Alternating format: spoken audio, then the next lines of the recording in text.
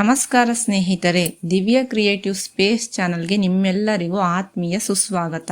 ಇವತ್ತಿನ ವಿಡಿಯೋದಲ್ಲಿ ನಾವು ಪ್ರಪಂಚದಲ್ಲಿ ಇದ್ದ 5 ದೈತ್ಯ ಜೀವಿಗಳ ರಹಸ್ಯದ ಬಗ್ಗೆ ತಿಳಿಯಲಿದ್ದೇವೆ. ಸ್ನೇಹಿತರೆ, ಬೈಬಲ್ ಅಂದ ತಕ್ಷಣ ನಮ್ಮ ನೆನಪಿಗೆ ಬರುವುದು ಯೇಸು ಕ್ರಿಸ್ತನ ಶಾಂತಿ ಸಂದೇಶಗಳು, ಪ್ರೀತಿ ಮತ್ತು ಸುಂದರ ದೇವದೂತರು, ಹೌದಲ್ಲವೇ? ಆದರೆ ಬೈಬಲ್ನ ಹಳೆಯ ಪುಟಗಳನ್ನು ತಿರುವಿ ಹಾಕಿದರೆ ಅಲ್ಲಿ ಇಂದಿನ ಸೈನ್ಸ್ ಫಿಕ್ಷನ್ ಮತ್ತು ಹಾರರ್ ಸಿನಿಮಾಗಳನ್ನು ಮೀರಿಸುವಂತಹ ಭಯಾನಕ ಮತ್ತು ದೈತ್ಯ ಜೀವಿಗಳ ಉಲ್ಲೇಖವಿದೆ. ಅಂದ್ರೆ ನೀವು ನಂಬ್ತೀರಾ? ಸಾವಿರಾರು ಅಡಿ ಉದ್ದದ ಸಮುದ್ರ ಸರ್ಪಗಳು, ಬೆಂಕಿ ಉಗುಳುವ ದೈತ್ಯ ಮೃಗಗಳು ಮತ್ತು ನಾವು ಅಂದುಕೊಂಡಂತೆ ಇಲ್ಲದ ವಿಚಿತ್ರ ಮತ್ತು ಭಯಾನಕ ರೂಪ ಹೊಂದಿರುವ ದೇವದೂತರು. ಹೌದು, ಪ್ರಪಂಚದ ಬೇರೆ ಯಾವುದೇ ಚಾನಲ್ನಲ್ಲಿ ಸಿಗದ ಬೈಬಲ್ನಲ್ಲಿ ಅಡಗಿರುವ 5 ಅತ್ಯಂತ ವಿಚಿತ್ರ ಮತ್ತು ನಿಗೂಢ ಜೀವಿಗಳ ಬಗ್ಗೆ ಇಂದು ನಾವು ತಿಳಿಯಲಿದ್ದೇವೆ. ಈ ವಿಡಿಯೋ ಮುಗಿಯುವಷ್ಟರಲ್ಲಿ ಬೈಬಲ್ ಬಗ್ಗೆ ನಿಮ್ಮ ದೃಷ್ಟಿಕೋನವೇ ಬದಲಾಗಲಿದೆ. ಮೊದಲನೆಯ ಜೀವಿ ಲೇವಿಯಥನ್.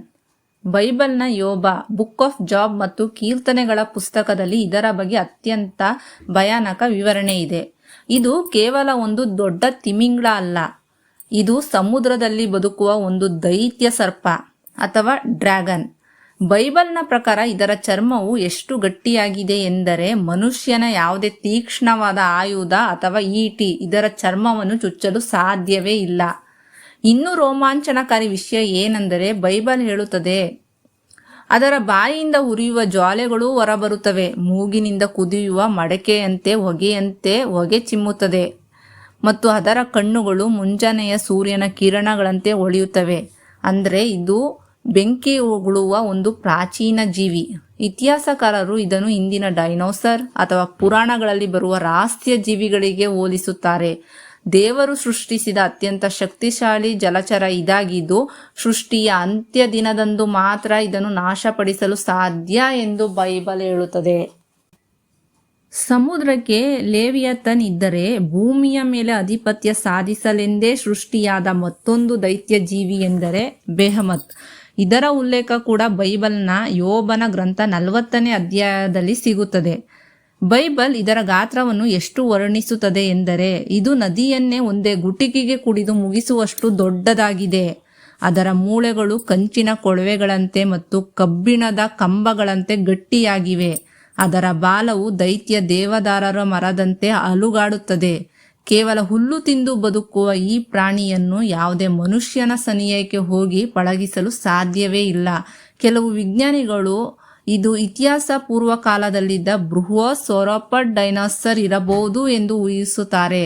ಆದರೆ ಬೈಬಲ್ನ ಪ್ರಕಾರ ಇದು ದೇವರಿಂದ ಸೃಷ್ಟಿಸಲ್ಪಟ್ಟ ಪ್ರಾಣಿ ಸಾಮ್ರಾಜ್ಯದ ಮೊದಲ ಮತ್ತು ಅತಿ ದೊಡ್ಡ ದೈತ್ಯ ಮೃಗವಾಗಿದೆ. ಸ್ನೇಹಿತರೆ, ನೀವು ದೇವದೂತರು ಅಥವಾ ಏಂಜಲ್ಸ್ ಅಂದ್ರೆ ಹೇಗೆ ಊಹಿಸಿಕೊಳ್ಳುತ್ತೀರಾ? ಬಿಳಿ ಬಟ್ಟೆ ಧರಿಸಿದ ಸುಂದರ ಮುಖವಿರುವ 2 ರೆಕ್ಕೆಗಳಿರುವ ಮನುಷ್ಯನ ರೂಪ, ಹೌದಾ? ಆದರೆ ಬೈಬಲ್ನಲ್ಲಿ ವಿವರಿಸಲಾದ ಅಸಲಿ ದೇವದೂತರ ರೂಪ ಕೇಳಿದರೆ ನಿಮಗೆ ಮೈ ನಡುಗುತ್ತದೆ. ಬೈಬಲ್ನ ಹೆಯೋಜಿಕಲ್, ಬುಕ್ ಆಫ್ ಎಜಿಕಲ್ ಮತ್ತು ಯೆಶಾಯನ ಪುಸ್ತಕದಲ್ಲಿ ಬರುವ ದೇವದೂತರನ್ನು ಸೆರಾಫಿಮ್ ಮತ್ತು ಒಪಾನಿಮ್ ಎನ್ನಲಾಗುತ್ತದೆ. ಬೈಬಲ್ನ ಪ್ರಕಾರ ಇವುಗಳಿಗೆ 4 ಮುಖಗಳಿರುತ್ತವೆ. ಒಂದು ಸಿಂಹದ ಮುಖ, ಇನ್ನೊಂದು ಎತ್ತಿನ ಮುಖ, ಮತ್ತೊಂದು ಹದ್ದಿನ ಮುಖ ಮತ್ತು ಮನುಷ್ಯನ ಮುಖ. ಇವುಗಳಿಗೆ 6 ರೆಕ್ಕೆಗಳಿರುತ್ತವೆ. ಇನ್ನು ಒಪಾನಿಮ್ ಎಂಬ ದೇವದೂತರಂತೂ ಕೇವಲ ಚಕ್ರಗಳ ರೂಪದಲ್ಲಿರುತ್ತಾರೆ. ಒಂದು ಚಕ್ರದ ಒಳಗೆ ಇನ್ನೊಂದು ಚಕ್ರ ತಿರುಗುತ್ತಾ ಹೋದರೆ ಮತ್ತು ಆ ಚಕ್ರದ ಸುತ್ತಲೂ 100 ಕಣ್ಣುಗಳಿರುತ್ತವೆ. ಹೌದು, ಕಣ್ಣುಗಳಿರುವ ಚಕ್ರಗಳು. ಇದೇ ಕಾರಣಕ್ಕೆ ಬೈಬಲ್ನಲ್ಲಿ ದೇವದೂತರು ಭೂಮಿಗೆ ಬಂದಾಗ ಮನುಷ್ಯರನ್ನು ನೋಡಿ ಮೊದಲು ಹೇಳುವ ಮಾತು ಹೆದರಬೇಡಿ ಎಂದು, ಏಕೆಂದರೆ ಅವರ ರೂಪವೇ ಅಷ್ಟು ಭಯಾನಕವಾಗಿರುತ್ತದೆ. 4ನೆಯ ರಹಸ್ಯ ಜೀವಿ ನೆಫಿಲಿಮ್. ಬೈಬಲ್ನ ಆದಿಕಾಂಡ, ಬುಕ್ ಆಫ್ ಜೆನಿಸಿಸ್ 6ನೇ ಅಧ್ಯಾಯದಲ್ಲಿರುವ ಇವರ ಬಗ್ಗೆ ವಿಚಿತ್ರ ಮಾಹಿತಿ ಇದೆ.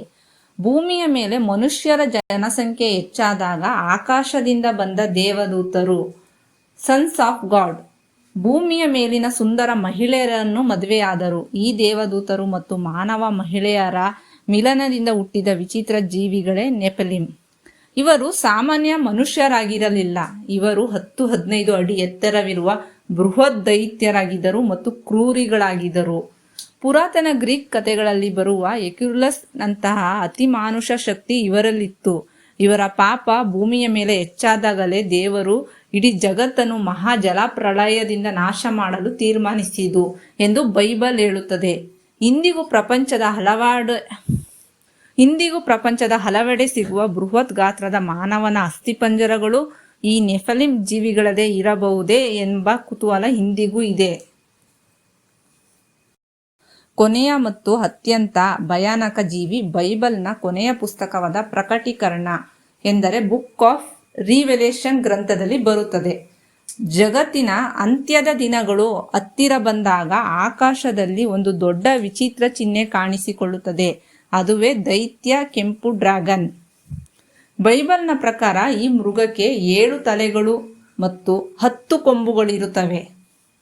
ಅದರ ಪ್ರತಿಯೊಂದು ತಲೆಯ ಮೇಲೂ ರಾಜ ಕಿರೀಟಗಳಿರುತ್ತವೆ. ಇದು ಎಷ್ಟು ಶಕ್ತಿಶಾಲಿಯಾಗಿರುತ್ತದೆ ಎಂದರೆ ತನ್ನ ಬಾಲದಿಂದ ಆಕಾಶದ 1/3 ಭಾಗದಷ್ಟು ನಕ್ಷತ್ರಗಳನ್ನು ಭೂಮಿಗೆ ಉದುರಿಸುತ್ತದೆ. ಆಧ್ಯಾತ್ಮಿಕವಾಗಿ ಇದನ್ನು ಸೈತಾನನ ಸಂಕೇತ ಎಂದು ಕರೆಯಲಾಗುತ್ತದೆಯಾದರೂ ಬೈಬಲ್ನ ಕೊನೆಯ ಪುಟಗಳಲ್ಲಿ ವಿವರಿಸಲಾದ ಈ ಮೃಗದ ಚಿತ್ರಣ ಇಂದಿನ ಯಾವುದೇ ಹಾರರ್ ಸಿನಿಮಾದ ವಿಲನ್ಗಿಂತಲೂ ಭಯಾನಕವಾಗಿದೆ. ಸ್ನೇಹಿತರೆ, ಬೈಬಲ್ ಕೇವಲ ಕಥೆಗಳ ಪುಸ್ತಕವಲ್ಲ. ಅದರ ಆಳಕ್ಕೆ ಹೋದಷ್ಟು ಇಂತಹ ನೂರಾರು ನಿಗೂಢ ಮತ್ತು ವಿಚಿತ್ರ ವಿಷಯಗಳು ಹೊರಬರುತ್ತವೆ. ನಾವು ದಿನನಿತ್ಯದಲ್ಲಿ ಕೇಳುವ ಬೈಬಲ್ನ ಕಥೆಗಳಿಗೂ ಇತಿಹಾಸದ ಪುಟಗಳಲ್ಲಿರುವ ಈ ವಿಚಿತ್ರ ಜೀವಿಗಳಿಗೂ ಎಷ್ಟು ವ್ಯತ್ಯಾಸವಿದೆ ನೋಡಿ. ಈ 5 ಜೀವಿಗಳಲ್ಲಿ ನಿಮಗೆ ಅತ್ಯಂತ ಆಶ್ಚರ್ಯ ಮೂಡಿಸಿದ ಜೀವಿ ಯಾವುದು? ಕಣ್ಣುಗಳಲ್ಲಿರುವ ಚಕ್ರದಂತಹ ದೇವದೂತರೇ ಅಥವಾ ಬೆಂಕಿ ಉಗುಳುವ ಲೇವ್ಯಾತನ್ ಸರ್ಪವೋ? ಕೆಳಗೆ ಕಮೆಂಟ್ ಮಾಡಿ ತಿಳಿಸಿ. ಇದೇ ರೀತಿಯ ಜಗತ್ತಿನ ಬಿಡಿಸಲಾಗದ ರಹಸ್ಯಗಳು ಮತ್ತು ನಿಗೂಢದ ಇತಿಹಾಸದ ವಿಡಿಯೋಗಳಿಗಾಗಿ ನಮ್ಮ ಚಾನಲನ್ನು ಈಗಲೇ ಸಬ್ಸ್ಕ್ರೈಬ್ ಮಾಡಿ. ವಿಡಿಯೋ ಇಷ್ಟ ಆಗಿದ್ದರೆ ಒಂದು ಲೈಕ್ ಮಾಡಿ, ನಿಮ್ಮ ಸ್ನೇಹಿತರೊಂದಿಗೆ ಶೇರ್ ಮಾಡಿ. ಮುಂದಿನ ರೋಮಾಂಚಕ ವಿಡಿಯೋದಲ್ಲಿ ಮತ್ತೊಮ್ಮೆ ಭೇಟಿಯಾಗೋಣ. ಧನ್ಯವಾದಗಳು.